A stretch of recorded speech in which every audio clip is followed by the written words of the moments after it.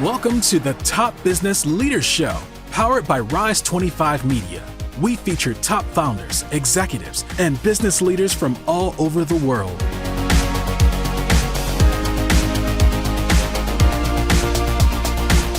Chad Franson here, co-host of the Top Business Leaders Show, where we feature CEOs, entrepreneurs, and top leaders in the business world. This episode is brought to you by Rise 25. We help B2B businesses reach their dream relationships and connect them with more clients, referrals, and strategic partnerships, and get ROI through done-for-you podcasts. If you have a B2B business and want to build great relationships, there's no better way to do it than to profile the people and companies you admire most. To learn more, go to rise25.com or email us at support@rise25media.com. Brandon Webb is a combat-decorated Navy SEAL sniper turned entrepreneur who has built two brands into an 8-figure business.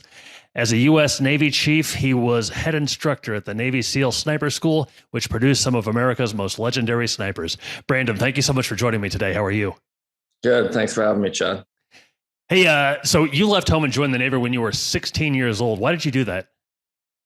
So I left home at 16. I joined the Navy when I was 18. Okay, I'm sorry. Yeah. But the short version is I grew up as a kid, very young kid, working on a scuba diving boat. So had a ton of boating experience. By the time my parents took our family on a sailing trip to New Zealand,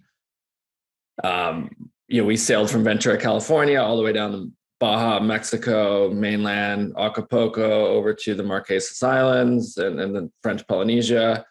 My dad and I had a big blow up argument in Tahiti. And he said, look, I know you kind of didn't want to go on this trip. You've made that very vocal, which I did in the beginning. And he said, I think it's time to go your own way. So I found a boat that was sailing to Hawaii. My mom was a wreck. My sister and mom were crying, and off I went. And to be honest, I probably cried myself to sleep the first couple nights on that boat, going, what the hell did I just do? But yeah, it worked out. I think my dad and I still have a good relationship to this day. We had our ups and downs, but we built back a really good relationship. And so I was very independent from 16. And then I joined the Navy to be a SEAL because I read a book called Rogue Warrior, which was the founder of SEAL Team 6, Dick Marcinko's book. I had originally wanted to be a fighter pilot. And before Top Gun just made me want it even more. But I had such a weird academic record, homeschool, and I didn't have the grades to get into an academy, to be honest, and no money for college. So I said, well, I grew up in the scuba diving industry, been diving since I was 12. The SEAL thing sounds cool and it's challenging, and I get my college paid for by the GI Bill. So join the Navy. That's the story. Sure. To say that being a Navy SEAL is challenging, I think would be an understatement. What can you tell me about the training to become a Navy SEAL? So just the selection process to become a SEAL, like to get to the point where you can actually start training, is about 7 months. It's called BUDS, or Basic Underwater Demolition SEAL Training. The demolition part, because prior to the SEALs being formed by John F. Kennedy in the 60s, they were the Navy underwater demolition teams. Did a lot of work in World War II, kind of blowing those beach kind of metal cross obstacles on the beach at Normandy, stuff like that. But I joined class 215. We classed up around 223 ish, and we graduated just over 20 originals 7 months later. So extremely tough, 90% washout rate. Most of it's mental. It's designed for a person of average physical ability to make it through. What you realize is that we walk around, normally people walk around and they just don't push themselves. I even in the workplace, I see most people do about 50% of what they're actually capable of doing in a work day. And that's what SEAL training teaches you really fast. It's divided into 3 phases. The first phase is kind of conditioning, where they just throw everything at you physically, mentally. You're cold, wet. that's about 6 weeks, phase one. And that ends with hell week. So they keep you up 5.5 days straight, no sleep. And you're doing like 2-mile ocean swims at night, very dangerous stuff. There's a reason they call it high risk training. We lose guys in training, every couple of years we lose a guy. It just kind of comes with the territory. After that is dive phase, where you learn open circuit, closed circuit, bubbleless rebreather called the dragger. Then you go into kind of like third phase, land warfare. You're learning navigation, weapons, basic tactics.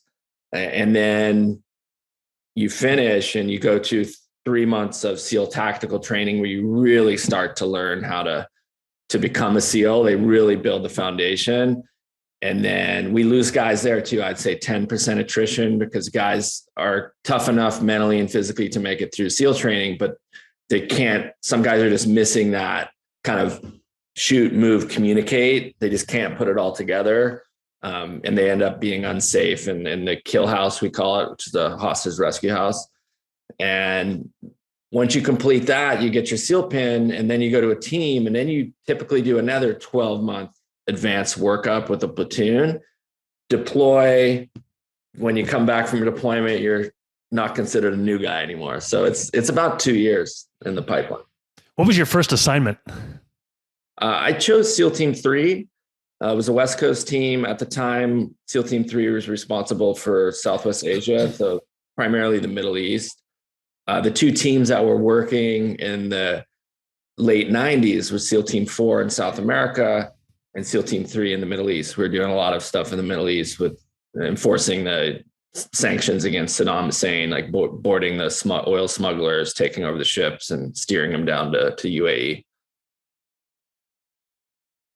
When did you, after you had completed the training, did you have a totally different kind of self, like did you look at the world differently, or did you have a much greater sense of confidence than maybe you did beforehand? I mean, you must have been pretty confident to even try it, but then to finish it, did you feel like you could go out and almost accomplish anything? Yes, you do get that feeling like, wow, I just did something that most people can't complete. Then I got to SEAL Team 3. I remember my first every morning, if you're not away on a training trip, you do morning PT or physical training. And I remember this guy, Bill Nell, he was an old Vietnam veteran, and he kicked our butts like day one. I was in the best shape of my life, checking into SEAL Team 3 going, holy crap, this is even harder than butts. And this guy was like 50 years old and just crushed us, like 1,000 flutter kicks. Man, it was a wake-up call. I really, really learned at the SEAL team level. I had fortunate to have great mentors. And I do believe in surrounding yourself with good people. And you can learn from the bad experiences too. But I had two great mentors, Dan Goulart and Tom Barker. Tom really taught me, hey, you're smart, you're capable, keep a good attitude, ask questions. And if you don't know something, just figure it out. And I remember the team needed a 32 passenger bus driver to drive people on some of the PTs in the morning. We'd drive to the Balboa Park in San Diego for these hill runs. And I said, okay, I guess I'm not in a SEAL platoon yet. I'll go study the manual and learn how to drive that damn bus. 2 weeks later, I had my bus driver license. Then I got my forklift license. So it really taught me that to have a solution mindset as opposed to problems. Like, look, we've all been in the meeting where everyone wants to focus on, oh, this is going bad. And this is all the reasons why it can't happen, but let's figure out how to make it happen. And that really, the work ethic and the can-do solution mindset really came out of my kind of new guy experience at SEAL Team 3 and having great mentors.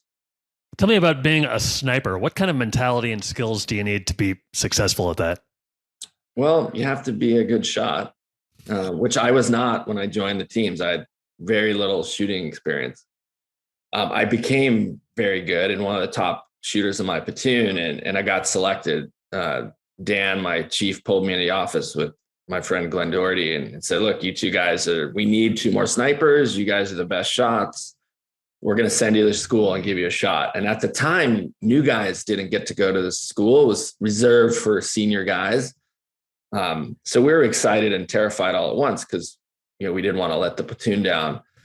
But to be a sniper, really, you just have, it's a little bit more of a, I would say, if you think of it like the volume, when you're in a kill house with a stack of 16 guys flowing through, clearing rooms and everything, that's probably like a 5 to 7 on the volume scale. Snipers at a 10, because you really have to understand like complex situation. A lot of the stuff we do as SEAL snipers, not the traditional, what you think, just sitting, waiting for hours and hours, even though we practice that. It's you're in a helicopter at night, shooting at 45-degree angle on a steel deck, making sure you have frangible ammunition so it doesn't ricochet and kill one of your teammates.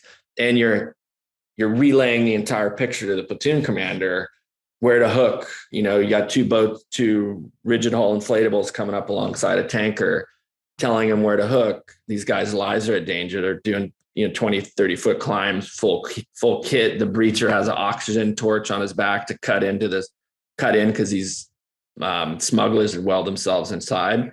We'd have to cut a hole in the roof.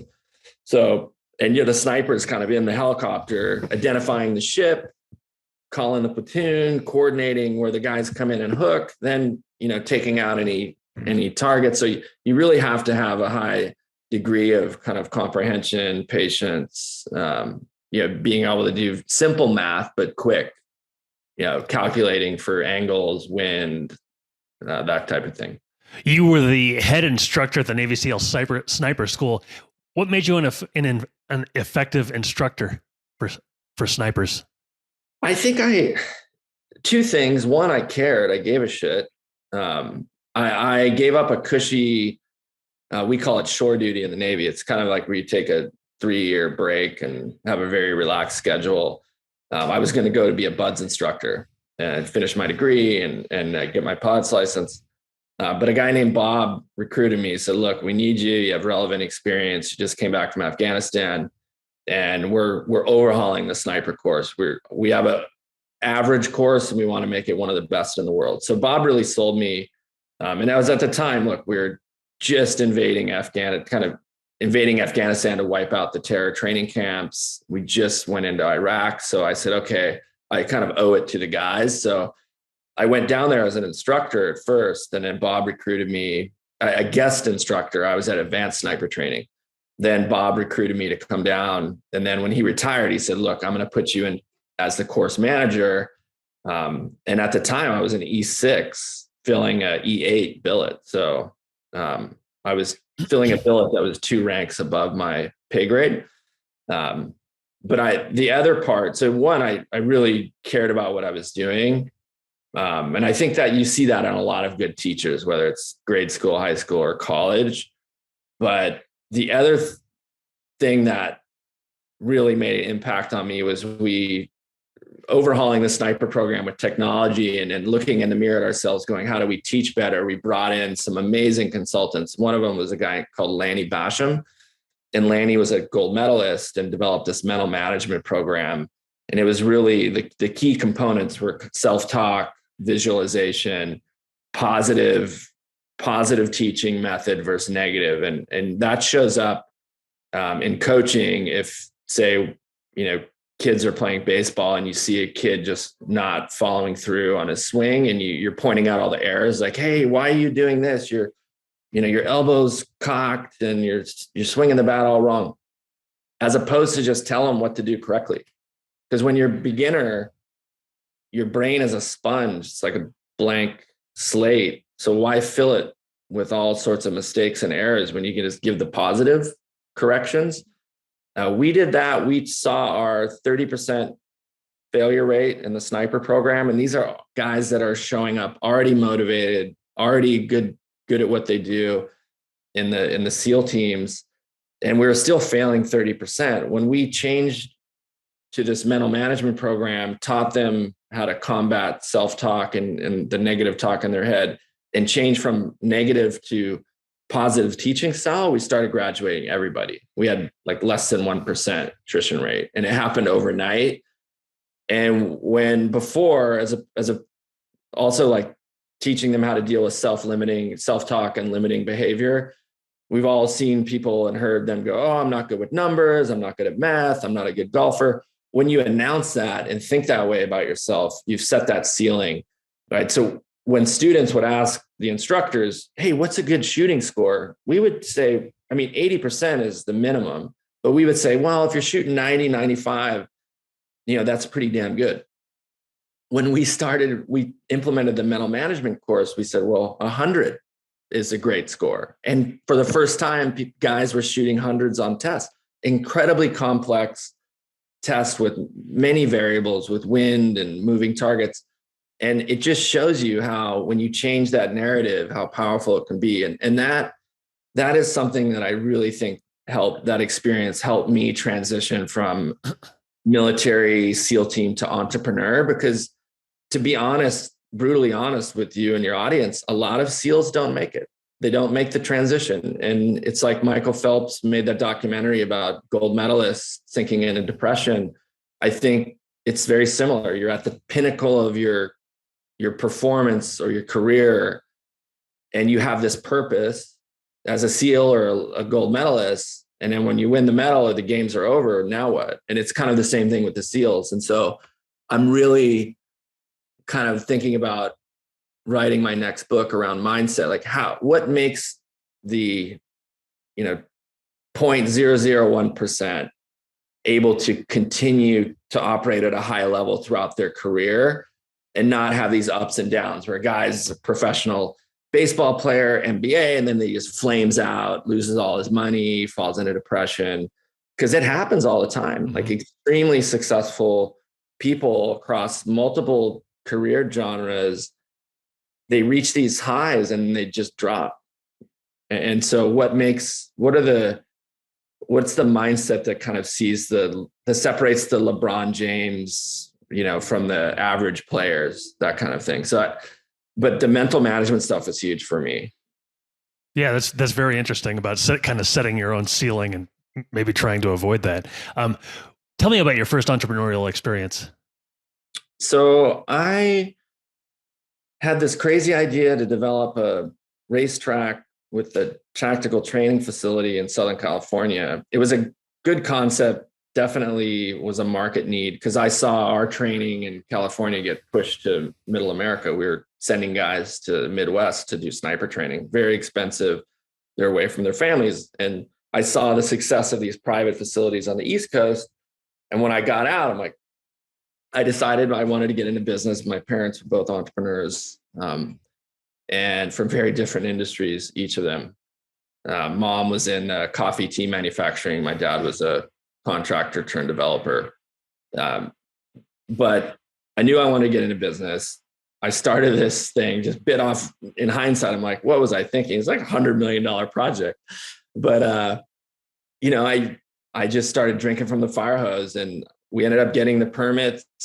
We raised $4 million, mostly through Angel, one private equity group. And it was a crash course in business for me, fundraising, debt, equity, then in dealing with like the politics of land development in California, especially. We got our entitlements, and the housing market collapsed in 2008. And the county got sued by the Sierra Club for our project.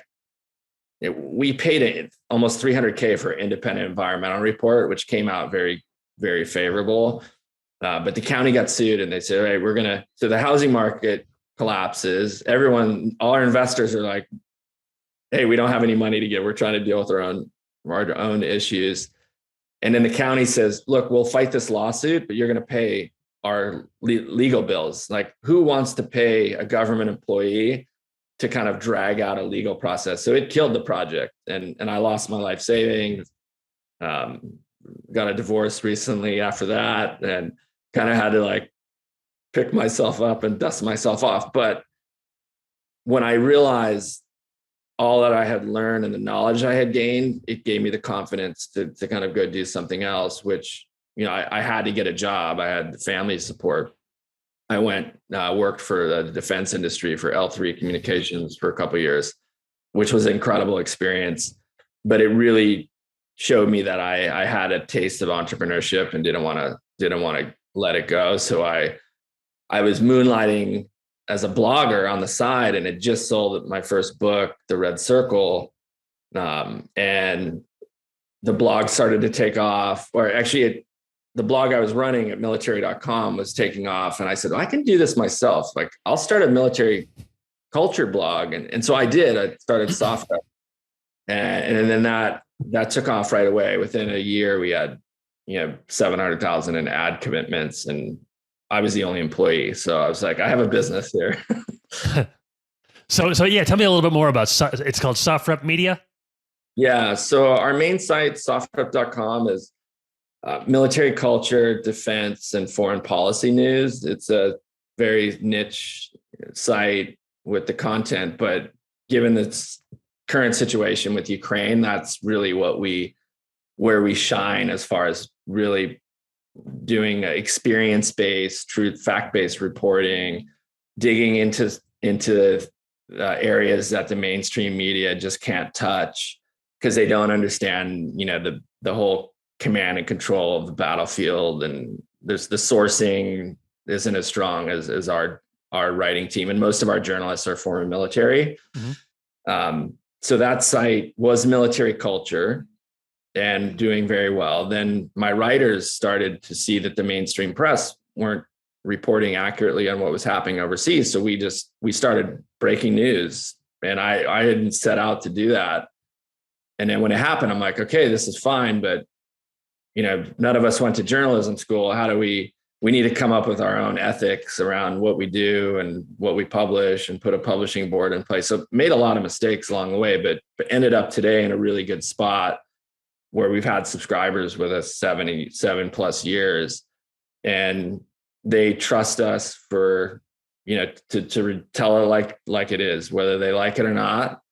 We don't spin it. We just have a bias to kind of, we try and look at things all different angles and give people different perspectives, when today in America, it's easy to just kind of choose sides and spout a certain narrative. But we really try and, we've been critical of every administration, to be honest, and just try and call it as we see it, regardless of the politics.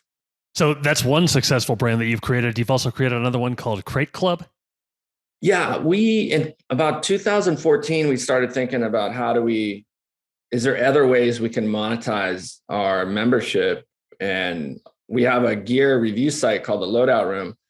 And we decided to do a subscription box, and it took off, was wildly successful. A lot of it had to do with back when Facebook was, you could spend $1 and make $5 back. It was wide open. If you really understood Facebook marketing and retargeting and how to build a good funnel, we went from 0 to almost 15 million in a couple of years. But it was almost too much growth because we bootstrapped it. But I wish I had, in hindsight, when it started taking off, taken some money to manage the growth and really hire good people.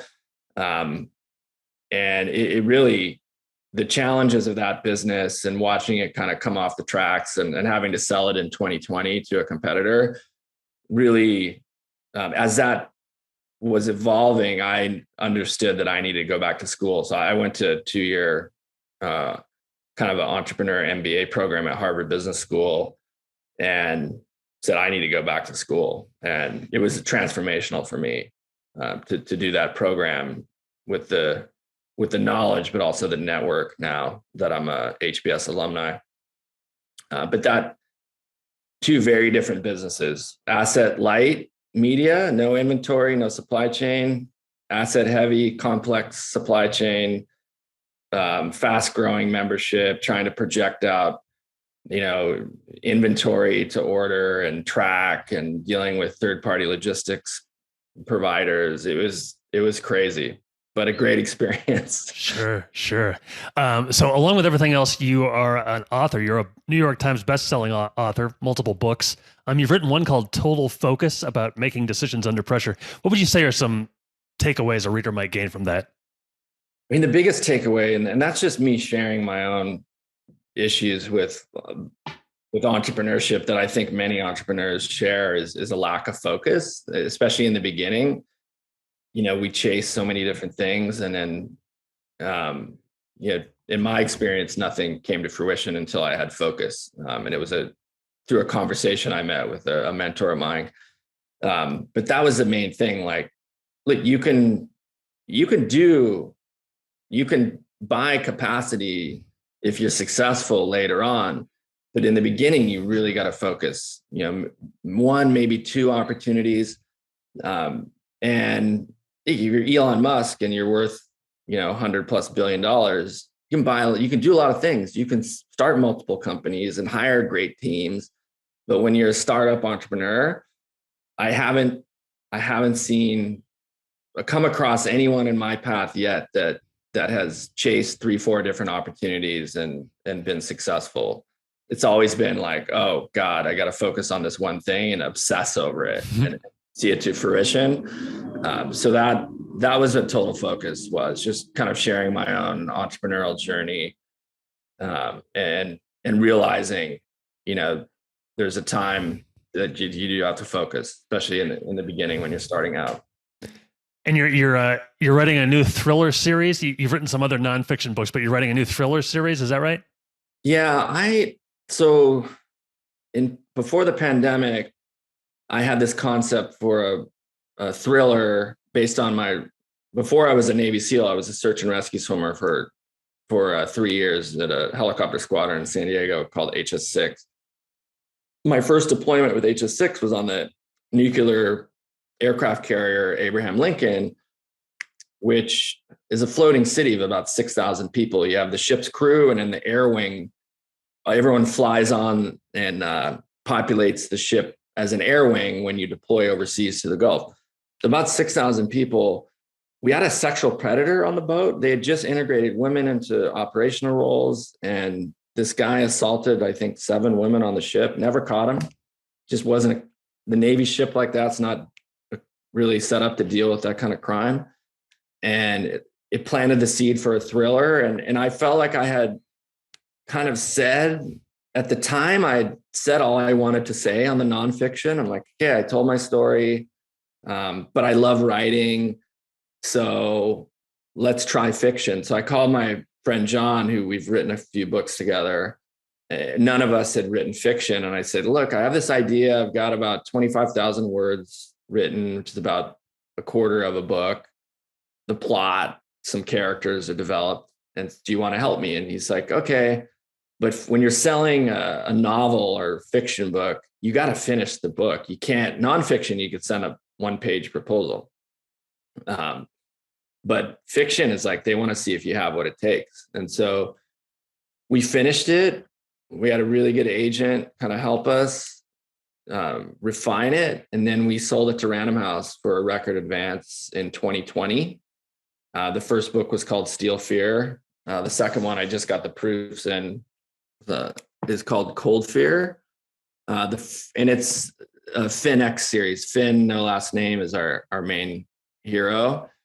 And he's just kind of like flawed hero that figures out he's good at solving things. And this book, Cold Fear, takes place in Iceland, was inspired by a trip I took to Iceland for New Year's a few years back. And yeah, we're negotiating a TV series right now and pretty excited about it. Wow, amazing. I have one final question for you, but first, just kind of tell me how people can find out more about the things you have going on and about your books. Yeah. At my author site, BrandonTylerWebb.com. Everything's there. All my socials. They can find out more than they probably want to know. So my last question, you've really lived kind of an amazing life. Just the training to do the things that you ended up doing are things that most people, would be proud to say that they've done, let alone doing everything that you've done. What do you think kind of drives you, or what was it about your background that has kind of propelled you to this these adventures and the successes that you've had? I think a combination between my parents being very adventurous and letting me off the leash early, I would call it, and letting me learn the hard lessons. I'm a parent today, and the hardest thing to do is sit back and look and let your kids make a mistake that they have to make. Some lessons they have to learn, right? And being strict with also strict. My parents were also pretty strict. When I messed up, I got punished severely. But it's tough. It's like this combination, because I think eventually I'd love to write a parenting book, because my kids all have that hunger. And it's so nice to see my 20-year-old son, Hunter, now, who was born when I was in Afghanistan, have a crypto hedge fund, which he's writing the machine learning code, and he manages our real estate business, kind of small family office. And he's doing it since he was 18, and he just loves it. He's got the hunger. His sister is an artist and has had an e-commerce store since she's 14, got hired by Saks to work the New York flagship over Christmas as an in-store artist for Puma. Like, my youngest son, Grayson, really wants to get, he's younger, but he wants to get into business. And so seeing that drive, I'm like, thank God, whatever the mom and I did, we had a divorce and the kids had some challenges, but we all stuck together. The kids are well-traveled. I've taken them around all my friends and business community and YPO. My son and daughter came to that Harvard program. I flew them out there so they could be in the classroom with all these different entrepreneurs all over the world. So I think number one is environment is so important. Who you surround yourself with, and your mentors, your peer group, and putting yourself in these situations to grow and kind of be in the right kind of, with the right kind of people that you want to go, who are going where you or are there where you want to be. That's so important to it. But I think all of that was a recipe for making me have the fire. Sure. Well, hey, Brandon, it's really been a pleasure to speak with you. I really appreciate your time today. Thank you so much. Yeah, thanks, Judd. Appreciate it. So long, everybody. Thanks for listening to the Top Business Leaders Show, powered by Rise 25. Visit rise25.com to check out more episodes of the show and to learn more about how you can start your own podcast.